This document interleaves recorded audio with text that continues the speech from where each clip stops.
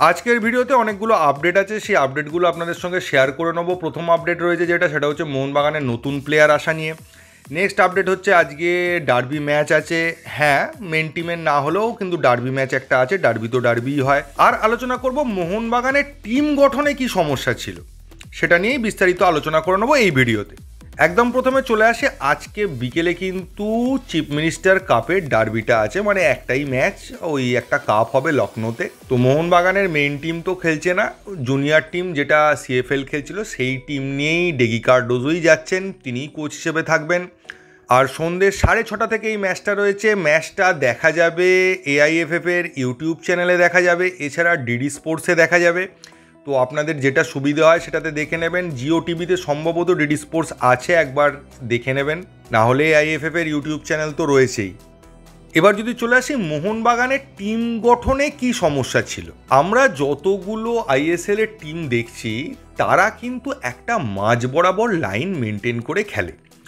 মানে আপনার একজন ডিফেন্ডার, তারপরে একজন একটু পেছন থেকে খেলা মিডফিল্ডার, তারপরে একজন অ্যাটাকিং মিডফিল্ডার এবং তারপরে একজন স্ট্রাইকার। এইভাবে মাঝ বরাবর একটা লাইন মেনটেন করা হয়, সেটা আমাদের টিমেও ছিল এক সময়। কিন্তু এটাই যেন আইএসএল এর ম্যাক্সিমাম টিমের একটা অঘোষিত নীতি হয়ে গেছে। এতে সুবিধে হচ্ছে আপনি ডিফেন্ডার থেকে অ্যাটাকার পর্যন্ত বিদেশিদের মাধ্যমেই একটা সাপ্লাই লাইন মাঝখান দিয়ে তৈরি করতে পারবেন, এবং বল নিয়ে আক্রমণের ক্ষেত্রেই বলুন আর অপোনেন্টের অ্যাটাককে ডিফেন্ড করার ক্ষেত্রেও বলুন, দুটো ক্ষেত্রেই, আক্রমণের ক্ষেত্রে অ্যাটাকিং মিডফিল্ডার পর্যন্ত বলটা পৌঁছে দিতে পারলে অ্যাটাকিং মিডফিল্ডার ঠিক অ্যাসিস্ট করে স্ট্রাইকারকে দিয়ে গোল করাবে।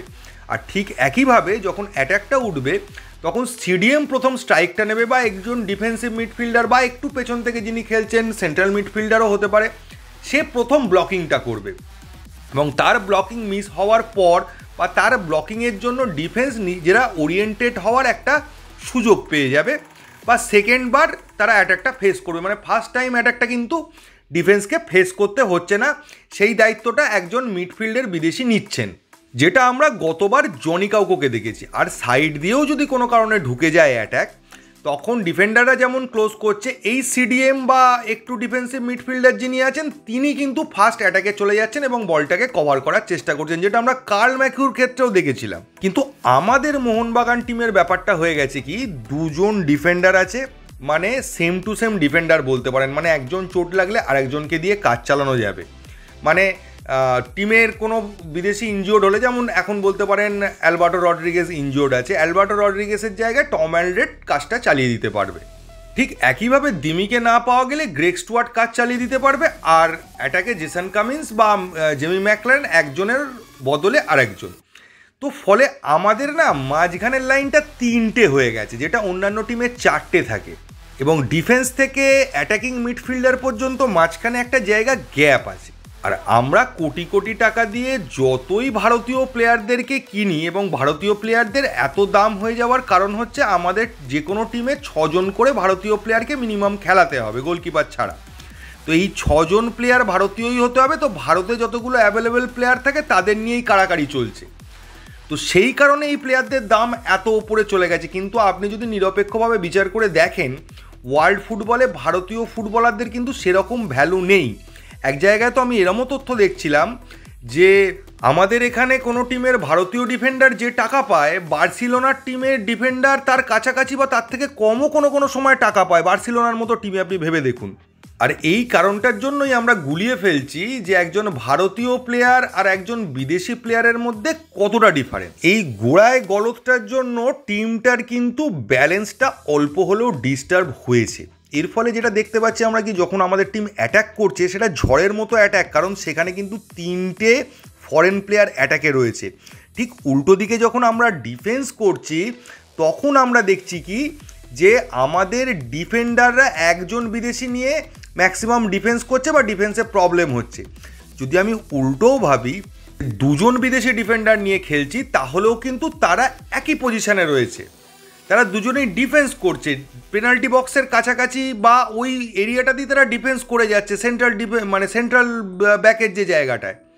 কিন্তু অ্যাটাকের ক্ষেত্রে যদি আমরা 2জন বিদেশিও ইউজ করি, সেখানে গ্রেগ স্টুয়ার্ট বা আমাদের দিমি, তারা কিন্তু একটু পেছন থেকে খেলছে এবং সামনে জেসন কামিন্সকে বা যদি জেমি ম্যাকলারেন থাকে বা স্ট্রাইকারকে তারা বল সাপ্লাই দিচ্ছে, ফলে দুজনের পজিশনটা কিন্তু আলাদা, কিন্তু ডিফেন্সের ক্ষেত্রে দুজনের পজিশন এক হয়ে যাচ্ছে। এই কারণেই আমাদের ডিফেন্স আর অ্যাটাকের মধ্যে সামঞ্জস্য হচ্ছে না এবং মাঝ মাঠে একজন বিদেশি মিসিং আছে, সেই কারণেই লিঙ্কটা তৈরি হচ্ছে না। তার মধ্যে মোহনবাগান যতগুলো ভালো প্লেয়ারকে অ্যাভেলেবেল পেয়েছে বা তুলতে পেরেছে তাদেরকে তুলে নিয়েছে, একবারও ভাবেনি যে তাদেরকে কিভাবে ইউটিলাইজ করা হবে। আজকে প্রপার সিডিএম বলতে যেটা বোঝায় সেটা কিন্তু দীপক টাংরি আর অভিষেক সূর্যবংশী। গ্লেন মার্টিনের কথা আমি বাদ দিলাম, ওকে আমি ধরছি না। আপুইয়া থাপা খানিকটা একই টাইপের প্লেয়ার, সাহাল আর গ্রেগ স্টুয়ার্ট খানিকটা একই টাইপের প্লেয়ার। এবার আপনি এতগুলো নামি নামি প্লেয়ারকে নিয়ে রেখেছেন এবং কাকে ছেড়ে কাকে খেলাবেন? এবার অভিষেক বা দীপককে আপনি খেলাতে পারেন, তাহলে একজনকে বেঞ্চে বসতে হচ্ছে।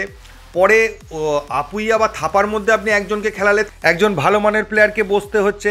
ঠিক একইভাবে আপনি সাহাল বা গ্রেগ স্টুয়ার্টকে যদি খেলান যে কোনো একজনকে, তাহলেও একজনকে ভালো মানের প্লেয়ারকে সেই বেঞ্চে বসতে হচ্ছে। তবে এটা বলা চলে যে এই মাঝখানের পুরো লাইন বরাবর আপনার অল্টারনেটিভ প্লেয়ার আছে। আবার আপনি যদি সাইডে যান তাহলে দেখবেন ব্যাকআপ নেই। আমার ব্যক্তিগতভাবে মনে হয় টিম করার সময় একটু ভাবনা চিন্তার প্রবলেম ছিল বলেই টিমটা এরকম হয়েছে। টিমটাতে ভালো প্লেয়ারের অভাব নেই, কিন্তু পজিশানগুলো তো আলাদা। একই পজিশানের আমার একাধিক ভালো প্লেয়ার নেওয়ার থেকে প্রত্যেকটা পজিশানে একটা করে ভালো প্লেয়ার রাখাটা অনেক বেটার। যাকে এটা নিয়ে বলে আর কোনো লাভ নেই, তো এটা নিয়েই আমাদের চালাতে হবে। এটা দিয়ে কি করা যায়, আপুইয়া থাপা এদেরকে একসাথে কিভাবে খেলানো যায়, তারা কিভাবে সেটেল হতে পারে, সাহালকে কিভাবে ইউজ করা যেতে পারে, এগুলো নিয়ে ভাবনা চিন্তা করতে হবে। এবার যদি চলে আসি পরবর্তী আপডেটে। পরবর্তী আপডেট কি রয়েছে, একটা হচ্ছে আমাদের অ্যালবার্টো রড্রিগেসকে নিয়ে। অ্যালবার্টো রড্রিগেসের চোটের যা অবস্থা তাতে মনে করা হচ্ছে যে প্রথম আইএসএলের যে ম্যাচ বা প্রথম দুটো ম্যাচ হয়তো অ্যালবার্টোকে পাওয়া যাবে না, সেরকমই মনে করা হচ্ছে। কিন্তু এটা প্র্যাকটিস না হওয়া পর্যন্ত কনফার্ম বলা যাবে না, তার আগেও সে ঠিক হয়ে যেতে পারে, মুম্বাই ম্যাচের আগেও ফিট হয়ে যেতে পারে, মাঠে নামার জন্য রেডি হতে পারে। তো সেটা সময় বলবে, এক্ষুনি বলা যাবে না, তবে এইরকম মনে করা হচ্ছে বা রিপোর্টটা সেরকম রয়েছে। আর মোহনবাগান ম্যানেজমেন্ট 5 তারিখ থেকে আবার প্র্যাকটিস ডেকেছে, তো সেখানেই জেমি ম্যাকলারেন যোগ দেবে। আশা করা হচ্ছে প্রথম দিন থেকেই তিনি প্র্যাকটিসটা করবেন।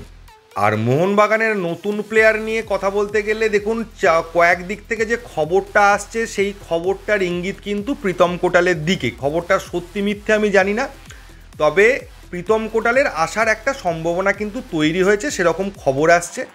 তো সেটার জন্য 24 বা 48 ঘন্টা আমাদের ওয়েট করতে হবে। আশা করি তার মধ্যে খবরটা চলে আসবে। এবং আজকে আনোয়ার আলী নিয়েও একটা খবর বা পিএসসির ভার্ডিক্ট আসার একটা সম্ভাবনা রয়েছে, কারণ আমি বলতে পারছি না, কারণ অনেক দিনই অনেকবার আপনাদের বলেছি এই তারিখ হবে ওই তারিখ হবে, কিন্তু আলটিমেটলি আসেনি।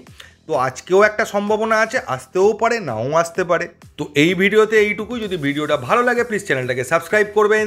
থ্যাংক ইউ, ধন্যবাদ, এবং জাস্টিস ফর আরজি কর এবং জয় মোহনবাগান।